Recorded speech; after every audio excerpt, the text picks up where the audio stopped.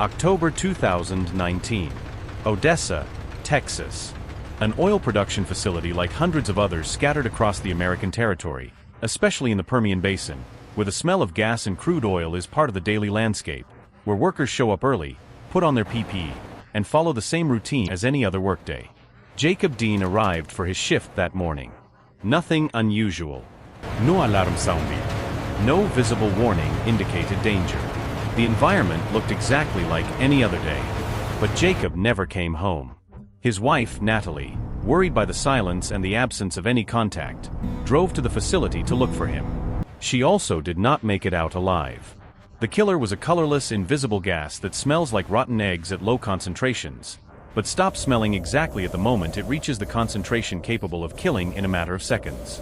It is hydrogen sulfide. It is H2S. And it is the gas the offshore industry fears most in the entire world, not because it is the most common, but because the combination of its physical, chemical, and physiological properties creates a perfect trap that kills experienced workers with the same efficiency it kills first-timers. Today I am going to show you exactly why this gas is so dangerous, how it works inside your body at the molecular level, what the real cases are that define the protocols in place today and that must be followed with strict discipline, what the regulations from OSHA, API RP49, and ANSI ISA 12.13 actually say, how gas detectors truly work and why the bump test is not optional, and what the evacuation procedures are that save lives when everything goes wrong on an offshore platform. Stay until the end, because the evacuation section alone could be the difference between you walking off that platform on your own 2 feet or not walking off at all. I have worked in occupational safety and health for years, and I can tell you with conviction, throughout my entire career analyzing accidents, investigating incidents, reviewing technical reports, and studying regulations, H2S appears with a frequency that should cause far more discomfort in both companies and workers than it actually does.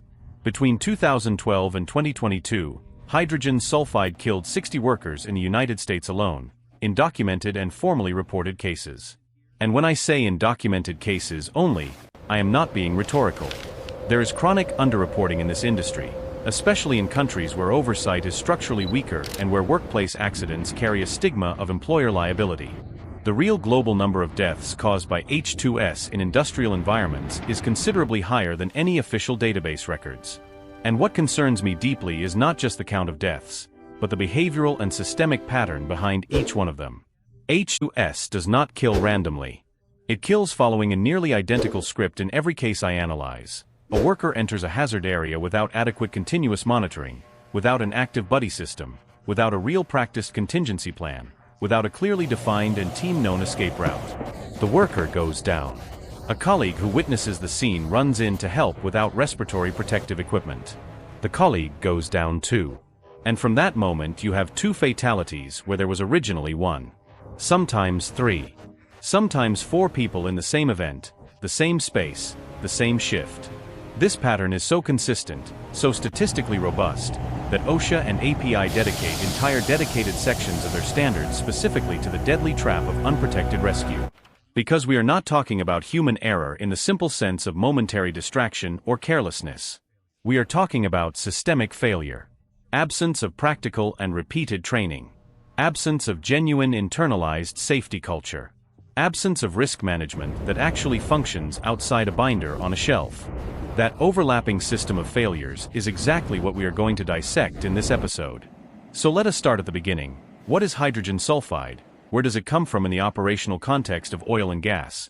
And why does it behave so differently from other dangerous gases found in offshore and onshore industrial environments?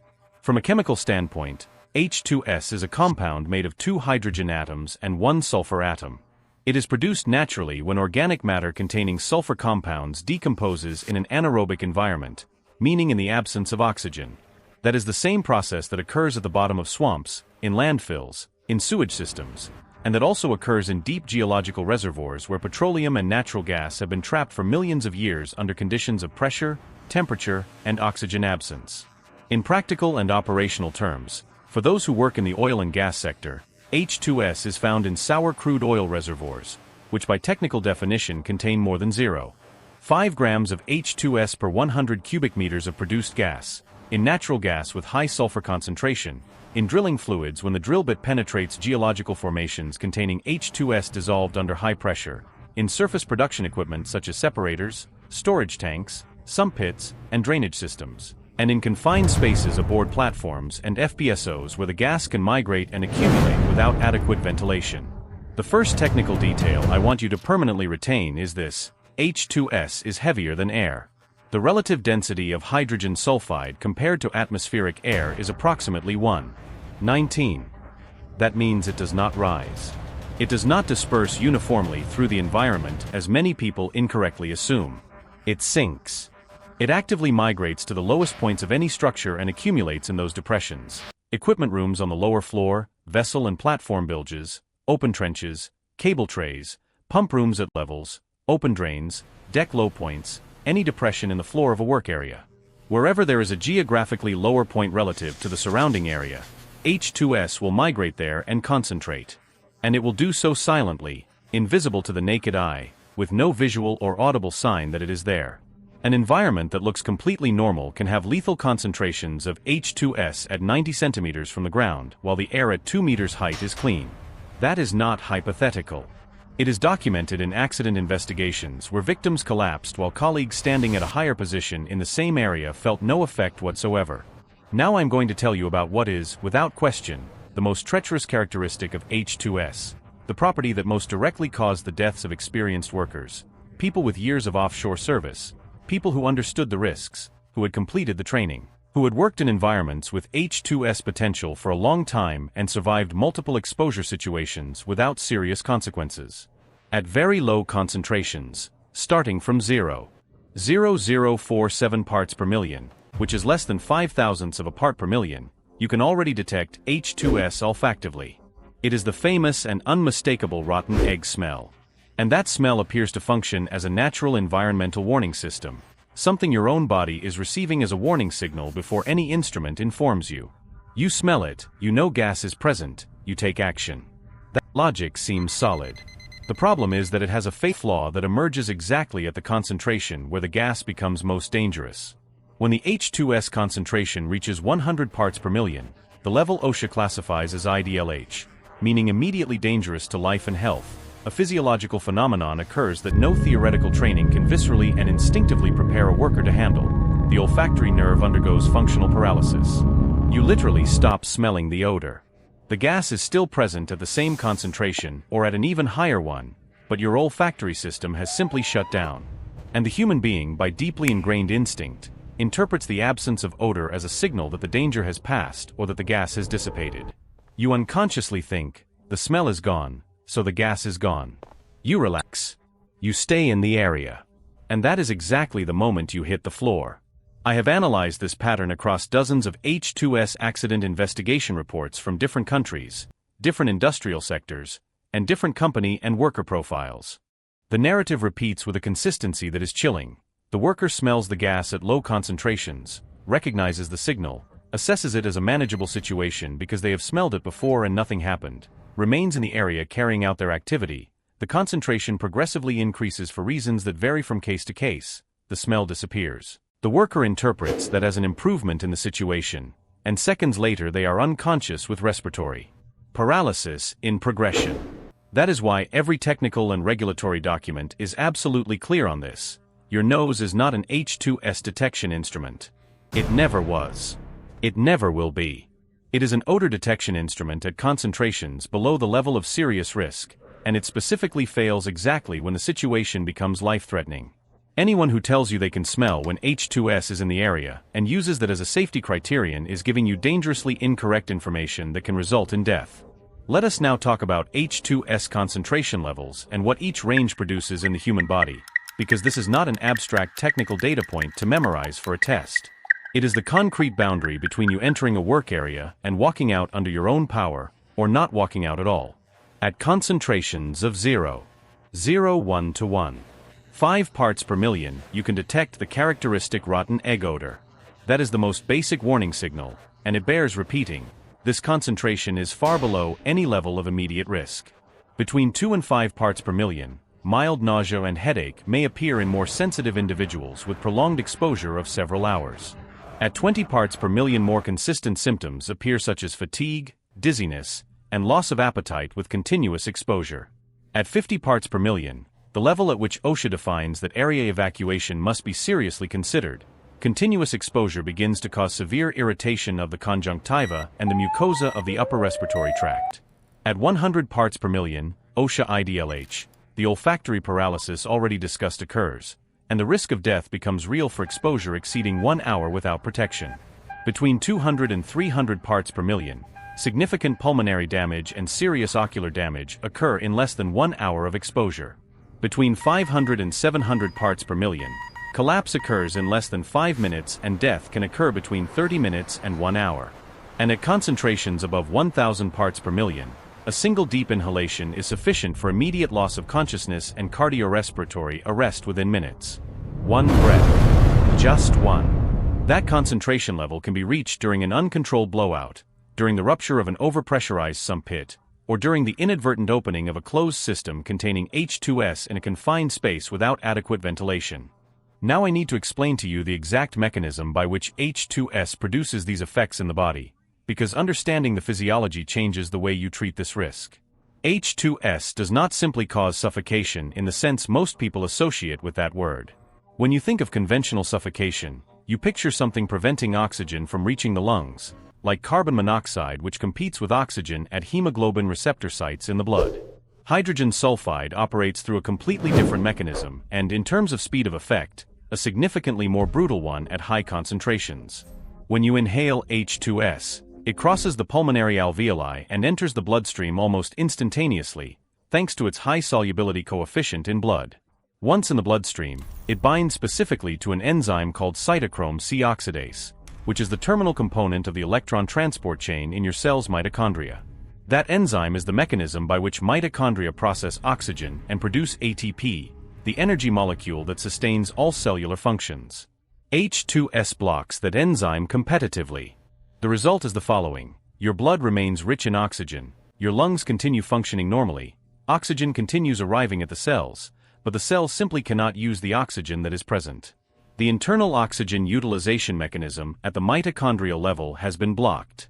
This is clinically called histotoxic hypoxia, and it is fundamentally different from any other form of suffocation. You suffocate from the inside while your lungs continue breathing air. And this occurs with a speed that allows no conscious reaction at elevated concentrations. The clinical sequence at high concentrations is as follows, and I want you to pay close attention to the time intervals because they are what makes this gas different from virtually any other industrial toxic risk. In the first 1 to 2 breaths at concentrations above 500 parts per million, intense headache and immediate dizziness. Between 10 and 30 seconds, severe disorientation and progressive failure of motor control. The legs simply cannot support the body weight. The worker falls to the ground. This is what the oil and gas industry and the technical documents from API and OSHA refer to as the knockdown effect, a technical term with precise meaning that you will find throughout all H2S safety literature.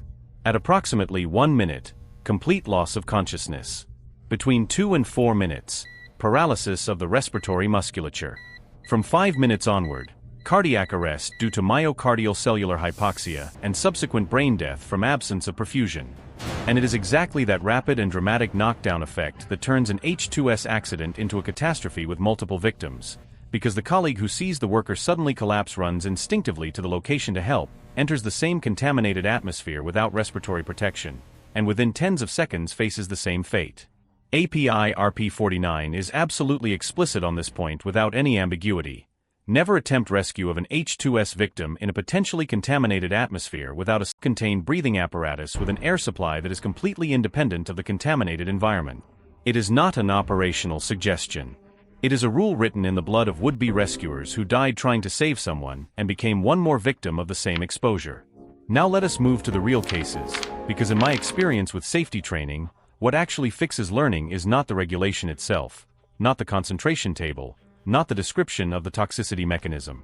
What fixes it is the concrete case, the name of the person, the date, the address of the facility, the sequence of events that led to a death that was entirely preventable. The first case I want to present is the one I already mentioned in the opening, because it deserves to be told with all the details the federal investigation revealed. Odessa, Texas, October 2019. Jacob Dean was an employee at an Oghorn operating facility in the Permian Basin. He arrived for his regular work shift. The facility was operating normally, no active alarms, no emergency signage, no visual indication of a problem. There was no functioning personal H2S monitor in the area where Jacob was working. There was no continuous monitoring system with fixed detectors and centralized alarming. When Natalie Dean, Jacob's wife, drove to the facility looking for her husband who had not come home and with whom she had been unable to make contact, she entered the same atmosphere contaminated with hydrogen sulfide. Both were found dead. The federal investigation conducted by the U.S. Department of Justice identified that Trent Day, vice president of Offshore Operating, had direct and specific knowledge of the inadequate H2S control and monitoring conditions at the facility and made the conscious decision not to implement the necessary corrections. In April 2025, Trent Day pleaded guilty in federal criminal proceedings for willful violation of OSHA respiratory protection standards. 2 lives. A set of deliberately negligent management decisions. A federal criminal conviction. That is the real cost of non-compliance with H2S regulations. The second case occurred in Orla, Texas, in September 2022, and has a profile I see repeated across dozens of similar accidents at mid-sized oil production facilities around the world. A worker at Production Waste Solutions approached a sump pit during what was supposed to be a routine low-complexity operation. No personal gas monitor. No buddy system colleague present. No predefined escape route. None of the basic elements that applicable standards explicitly require for work in areas with H2S potential. He inhaled H2S released from the pit. He did not make it out alive. OSHA conducted the investigation and issued 6 safety violation notices to the company, with fines totaling nearly $40,000. Among the violations, absence of continuous H2S monitoring in the work area. I always pause for a moment when I review cases like this one, because the disproportion is disturbing. The cost of a quality personal gas detector is a few $100s.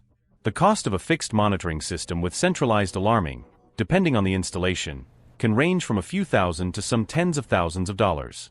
The cost of a human life, calculated by any metric a society uses, is immeasurable. And yet the company did not have the equipment. 6 violations. $40,000 in fines. 1 life. The third accident pattern that needs to be permanently embedded in your operational memory is what I call the rescuer trap, which OSHA accident investigation reports document with disturbing frequency. The base scenario is invariably the same. A worker enters a confined space or a low-point area where H2S has accumulated without any alert system informing them of the gas presence. They collapse from the knockdown effect already described. A team colleague witnesses the scene, processes what they are seeing as a conventional medical emergency such as a heat-related collapse or a stroke, and runs into the space without respiratory protective equipment with a genuine intention of providing aid. The colleague collapses for the same reasons. Sometimes a third person witnesses 2 colleagues down and attempts to help both of them. That person collapses too. In a widely documented case investigated by OSHA at an American refinery, 4 workers died in the same shift, in the same drainage pit, where only the first entered for a task-related reason.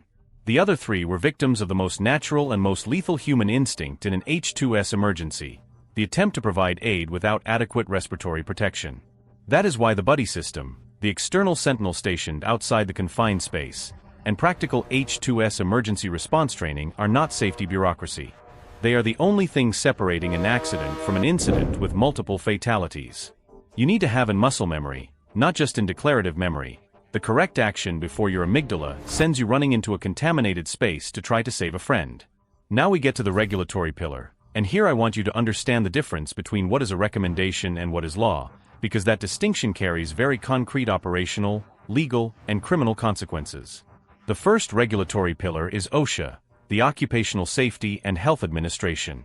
The permissible exposure limits established by OSHA for H2S carry the force of federal law. The permissible exposure limit, or PL, is 20 parts per million as an absolute ceiling value, meaning no worker can be exposed above that level at any point during their work shift, regardless of how short the exposure duration is.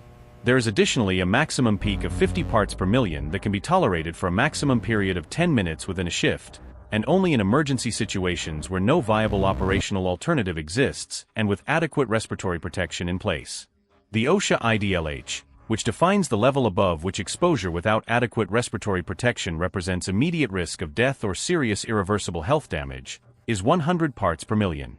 The action level, which is the threshold above which the employer has a legal obligation to implement engineering and administrative controls, continuous monitoring, and a respiratory protection program, is 10 parts per million. Under OSHA standards 29 CFR 1910 for general industry and 29 CFR 1926 for construction and related industries, employers have explicit legal obligations that include conducting periodic and continuous air quality monitoring in areas with H2S potential, providing adequate and calibrated respiratory protective equipment for all potentially exposed workers, maintaining documented training records for all workers who may be exposed to the gas, and developing and implementing written emergency response plans for H2S events. Willful non-compliance with these obligations, as the Oghorn case concretely demonstrated in 2025, results in federal criminal prosecution with personal conviction of the individuals responsible for the non-compliance decision. The second regulatory pillar is API RP 49, which is recommended practice 49 of the American Petroleum Institute, titled Drilling and Well Servicing Operations Involving Hydrogen Sulfide. It is the most comprehensive and specific technical document that exists for drilling, completion, and production operations in environments with H2S potential, both offshore and onshore. When I analyze API RP 49 in depth, what impresses me is its genuinely systemic approach to the problem. It is not just a list of required PP or exposure limits. It covers the complete H2S risk management cycle, from planning before spudding the well through emergency response procedures in the field. Personnel training requirements are explicit and detailed. Every worker who will operate in any capacity in a sour environment, meaning in any operation where H2S may be present, must be H2S certified before beginning activities. And that certification, when properly implemented in accordance with API RP 49, is not a 2-hour online course with a multiple-choice quiz at the end. It requires verified practical demonstration of correct self-contained breathing apparatus use, including donning and doffing under stress, operational knowledge of the evacuation procedures specific to the installation where the worker will operate, knowledge of all muster points and all escape routes of the installation, and the ability to recognize symptoms of H2S exposure in themselves and in colleagues before incapacity sets in. API RP 49 requires continuous monitoring with fixed detectors in all areas where H2S may accumulate or migrate, not periodic monitoring through manual measurements at defined intervals. Continuous.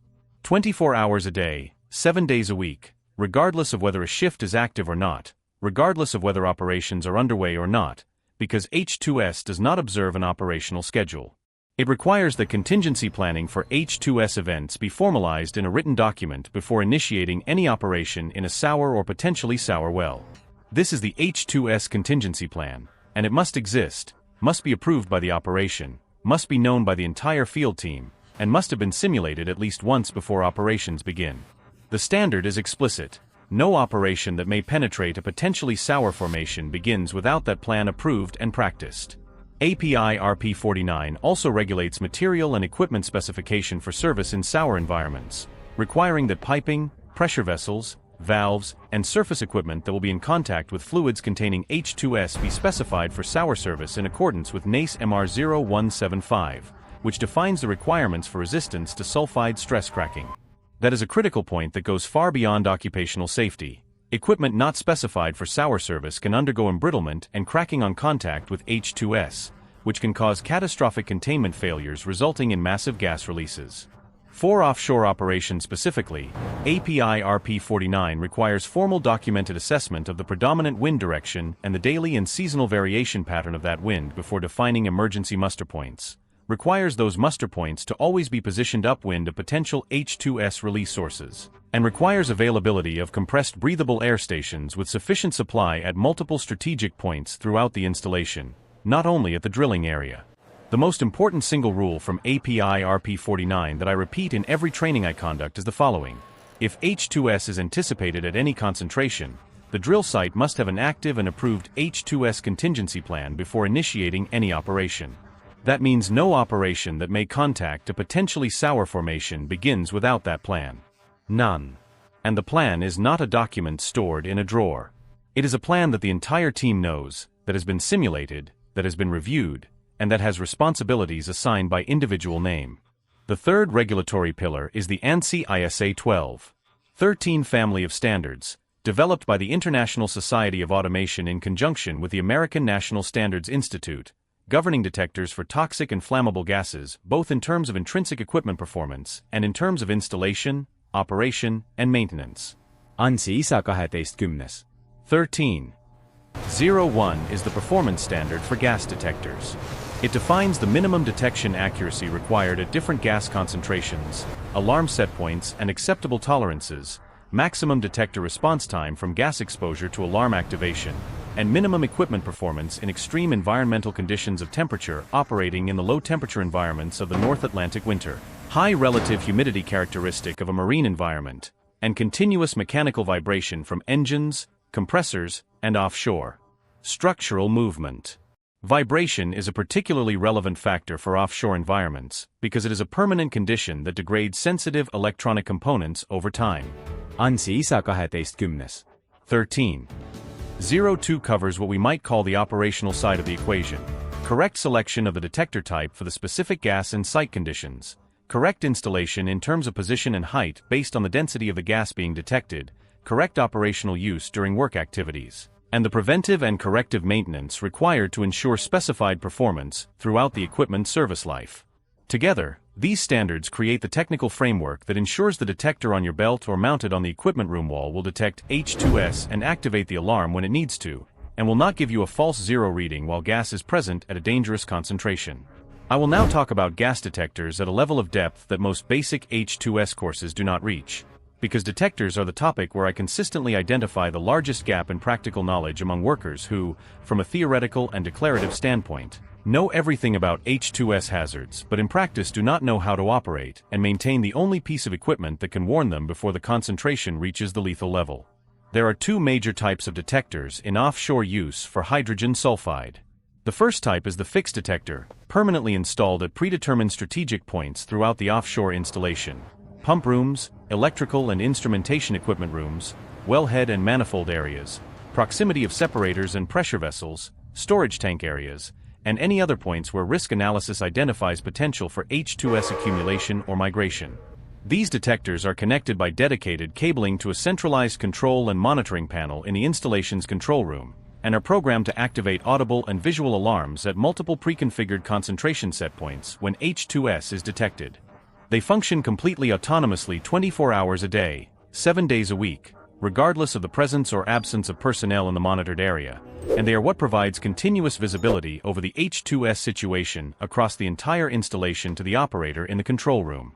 The second type is the portable personal monitor, which the worker wears clipped to the lapel or collar of their coveralls, ideally in the breathing zone that is technically defined as the region between the nose and mouth or within 30 centimeters of the face.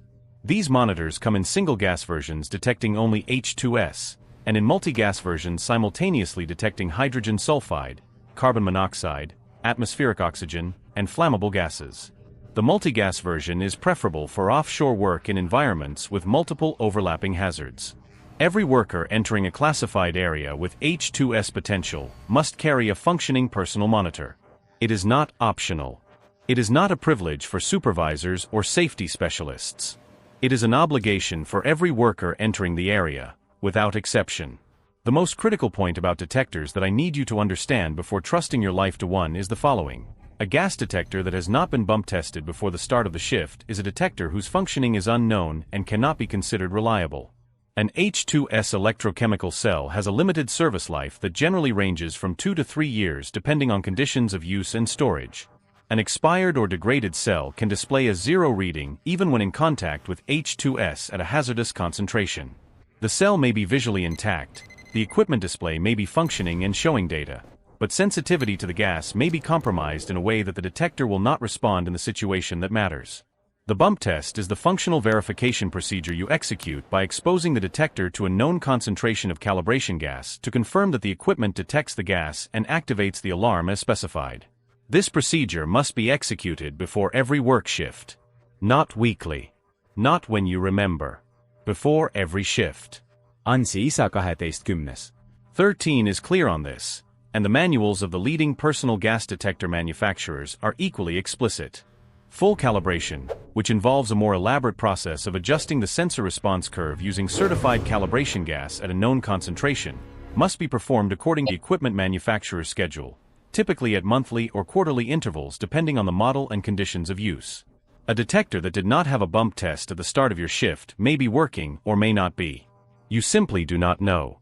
And the first time it needs to save your life, discovering it was not functioning will not be an acceptable outcome. H2S alarm setpoints for both fixed and personal detectors are defined based on OSHA regulatory limits and API RP49 operational guidelines. The first level alarm, generally called the low alarm, is typically configured at 10 parts per million, corresponding to the OSHA action level.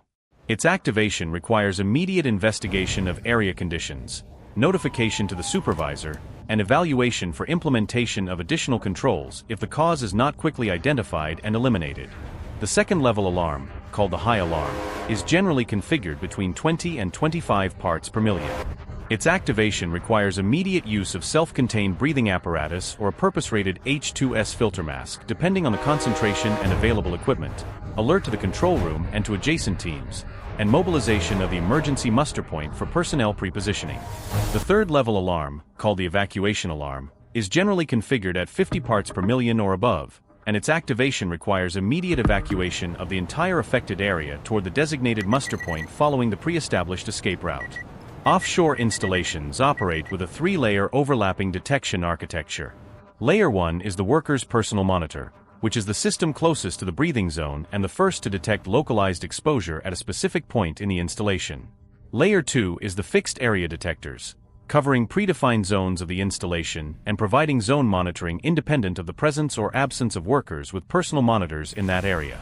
Layer 3 is the centralized monitoring system in the control room, which is integrated visibility of all readings from all fixed detectors in the installation, can trigger automatic equipment or system shutdowns, and can coordinate the emergency response in a centralized manner.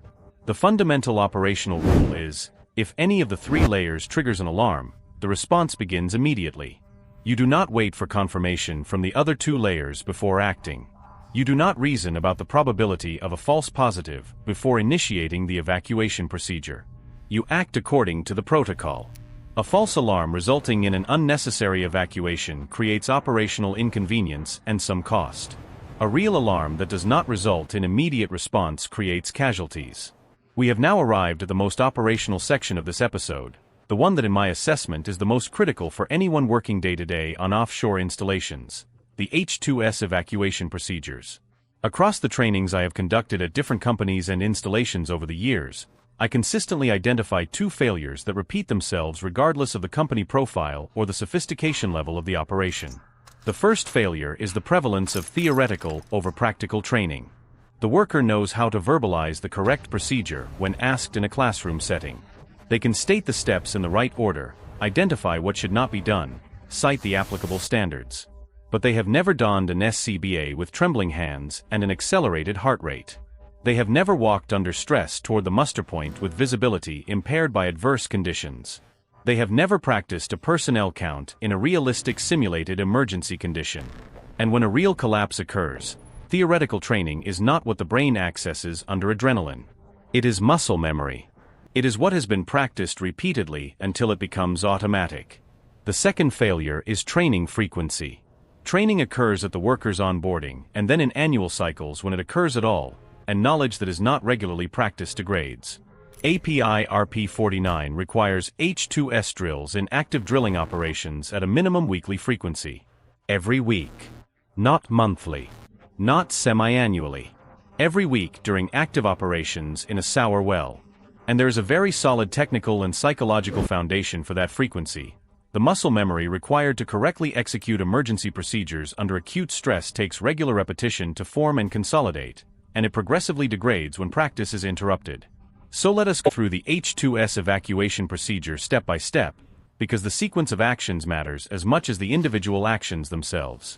The first action in any detected H2S event, whether triggered by your personal detector alarm, by the fixed detector alarms, by physical symptoms such as dizziness and headache, or by the observation of a colleague collapsing, is to don your self-contained breathing apparatus, the SCBA.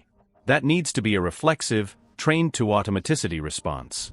API RP49 leaves no room for interpretation. No response action in an H2S event, including rescue actions, shall be initiated in a potentially contaminated atmosphere without a breathing apparatus with an air supply that is completely independent of the contaminated environment. It does not matter what you are seeing. It does not matter who is on the ground. It does not matter the urgency you feel. The invariable sequence is SCBA first. That is the only sequence that guarantees you'll be alive and operational to help someone afterward. The second action is to activate the nearest H2S alarm if the automatic alarm from fixed detectors has not already been triggered. You do not wait to confirm the exact concentration level. You do not wait for your personal monitor to complete a second reading cycle for confirmation. If you have detected H2S by any sensory or instrumental means, you trigger the alarm immediately. The cost of a false alarm is operational and temporary. The cost of delaying the alarm in a real event can be measured in lives. The third action is to move toward the designated muster point following the pre-established escape route for your work area. And at that moment, two technical concepts are absolutely determinative for survival. First, H2S is heavier than air and accumulates in low points. Therefore, emergency muster points must be situated at elevated positions relative to the deck or ground level, and if you have any choice between moving to an upper deck or to a lower deck, you go up. Second, H2S moves with the wind. Therefore, muster points must be positioned upwind of the gas release source, in the direction opposite to the gas displacement. Every offshore installation operating in compliance with API RP49 has windsocks and wind direction panels installed and visible at multiple points on the platform in locations that can be read from various work positions. That is not a decorative element or an optional accessory. It is a critical safety device that you need to know how to read before any emergency, on your very first day at the installation. H2S muster points on offshore installations, as expressly required by API RP49, must have compressed breathable air stations with supply calculated to accommodate the entire crew for the time required until normalization or complete evacuation, a direct communication system with a control room and with external emergency coordination, and a personnel control system that allows individual identification of who is present at the muster point. The fourth action in the evacuation procedure is the personnel count. A designated and trained muster coordinator conducts the systematic count and identifies who is present and who is absent relative to the embarked personnel list. Unaccounted personnel means immediate activation of the H2S search and rescue team, which are workers specifically trained and equipped with full SCBA and confined space rescue equipment to conduct search operations in potentially contaminated atmospheres. The rescue team never operates in a single rescuer configuration. The minimum protocol is 2 active rescuers with a third individual on standby at the perimeter of the hazard area with exclusive responsibility for maintaining visual and radio contact with the internal team and for activating additional resources if required. That is the minimum, not the ideal. Evacuation routes throughout the installation must be pre-planned in advance, posted at each workstation in visible locations protected from degradation, and must route workers on trajectories that cross transversely or oppose the anticipated gas displacement based on wind direction. Never on trajectories leading in the same direction as gas movement, and never on trajectories passing through low point zones where H2S may have accumulated in lethal concentration. In larger H2S events, such as loss of well control with a blowout involving a sour reservoir, or a containment system rupture with release of a large volume of sour gas into a deck area, complete platform evacuation may be ordered by the installation commander. In that case, all workers report to their designated lifeboat or survival craft stations, which on modern offshore installations are typically Tempest-Cs, totally enclosed motor-propelled survival craft, fully enclosed and motorized survival vessels that can be launched and operated independently of the platform crew. Every worker must know their designated lifeboat station, the route to reach it, and the boarding procedure before beginning any offshore activity, and TEMSC boarding drills are required at a minimum monthly frequency at all offshore installations in compliance with international maritime safety standards. I always close the H2S trainings I conduct with a reflection on the origin of the standards, because understanding where they came from changes how you treat them. OSHA established a PL of 20 parts per million. API RP49 requires a written contingency plan before spudding any sour well. Ansi isa 12. 13 defines the minimum performance a detector must have to be considered reliable. Those numbers and those requirements did not emerge from a vacuum at an engineering or regulatory committee meeting with no grounding in reality. Every single number, every drill frequency requirement, every muster point positioning specification, every restriction on unprotected rescue has traceable origin in a specific accident, in an investigation that precisely identified what failed in that case, and in a technical recommendation that said what needed to be different so that death would not repeat itself. Jacob Dean. Natalie Dean. The worker in Orla, in September 2022. The rescuers who died trying to enter without protection into spaces where a colleague had already fallen. Every case, every name, every date fed a piece of the standards that govern safety in H2S environments. When you decide the detector does not need a bump test today because it's supposed to be working, or that the buddy system is excessive protocol for a quick 5-minute task, or that you know the area well enough to enter without SCBA, you are actively reversing the learning embedded in those deaths. You are undoing what was written at the cost of human lives. I will leave you with 5 things that need to remain in your operational memory for the rest of your career, regardless of how many years of experience you have, regardless of how many times you have worked in an H2S environment without anything happening. The first, your nose is not reliable above 100 parts per million. The olfactory nerve paralyzes exactly at the concentration where the gas becomes lethal. You will not smell what is killing you. Use the personal monitor before every shift, verify the bump test, confirm it is active and on your body during the entire work period in any area with exposure potential. No exceptions. The second, H2S sinks and accumulates in low points. It goes to bilges, to equipment rooms on the lower floor, to trenches, to sump pits, to any terrain or structural depression. Treat every space with a low point as suspected H2S until current monitoring proves otherwise. Not yesterday's reading, current monitoring. The third, never be the second victim. If you see a colleague go down, your first action is to don the SCBA. It is not to run in. 1 person down is a manageable rescue operation. 2 people down without protection is a catastrophe that multiplies. You will not save anyone if you collapse in the same atmosphere. The fourth, know your muster point before you need it. On the first day of any embarkation, before beginning any work activity, you locate the designated muster point, you physically walk there via the escape route, you identify the compressed air station, you understand the windsock and what it indicates for correct positioning. Not when the siren is sounding. Before. Calmly. The fifth, the regulations exist because people died for them to be written. They are not bureaucracy. They are not obstacles created by regulators distant from operational reality. They are institutional memory of preventable deaths, translated into rules so that those same deaths do not repeat. Treating H2S standards as excessive formality is not operational efficiency. It is arrogance with consequences measured in lives. If this episode gave you something you did not know before, or reinforced something you knew but had allowed to slip into the background, share it with the colleagues working alongside you. Send it to your company safety officer. Share it with whoever is about to embark on an offshore installation for the first time. H2S makes no distinction between a veteran and a newcomer, between a supervisor and a line operator, between someone with 20 years of offshore experience and someone in their first month. It needs 2 elements to kill, a window of opportunity and the absence of adequate protection. The technical knowledge you accumulate about this gas, about its mechanisms, about the standards that govern it, about the procedures that protect against it, is what closes that window before it ever needs to be opened. The next time you access an area with H2S potential, remember the names. Remember Odessa. Remember Orla. Remember the pattern that keeps repeating itself. And then put on the detector, do the bump test, confirm the muster point, activate the buddy system, and work with the technical care and regulatory rigor that your life and your colleagues' lives deserve. See you in the next episode. Stay safe out there.